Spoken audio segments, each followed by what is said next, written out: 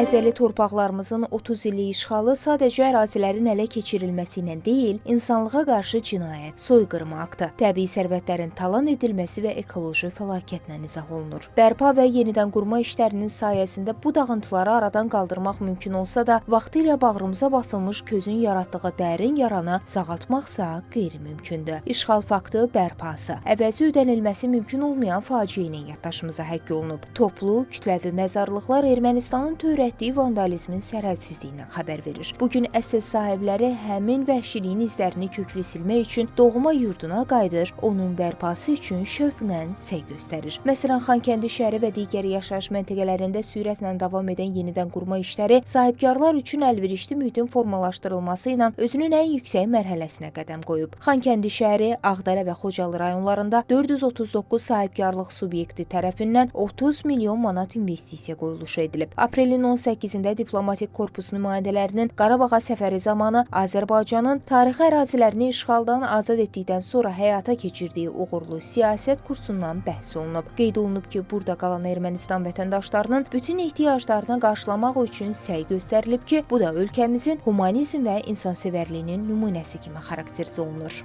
İşğal dövründə Xankəndi şəhərinin memarlıq üslubuna və ciddi xələl gətirilmiş, plansız aparılmış inşaat işləri nəticəsində şəhərsalma prinsipləri kobud şəkildə pozulmuşdur.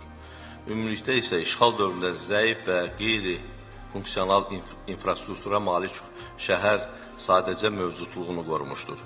Burada müasir şəhər həyatının tələblərinə cavab verən heç bir sistem yox idi. Ən ağırlı faktlar isə hazırda aparılan bərpa və quruculuq işləri zamanı 1-ci Qarabağ müharibəsi dövründə qətl edilmiş Azərbaycanlıların, xüsusən də mülki şəxslərin aşkar edilən kütləvi məzarlıqlardır.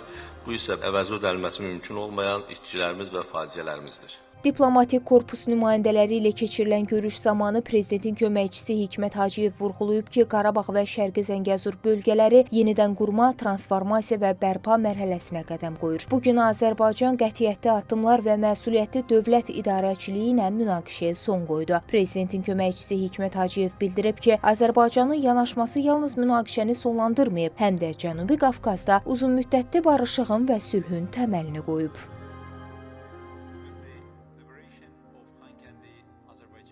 Keçid ədaləti hər post-münaqişə vəziyyətində olduqca vacibdir.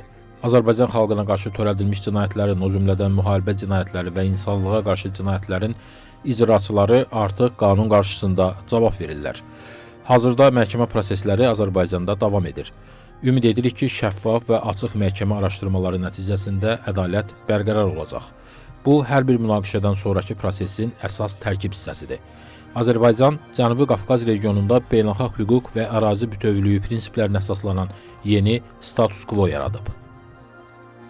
Rəsmi Bakının Qarabağ və Şərqi Zəngəzurla bağlı həyata keçirdiyi uğurlu siyasi kursun digər bir nəticəsi isə Xankəndinin baş planının hazırlanmasıdır. Bundan başqa Xankəndi şəhəri, Ağdərə və Xocalı rayonları ərazisində 7 yaşayış məntəqəsində ümumilikdə 12 minə yaxın insanın daimi məskunlaşması təmin edilib.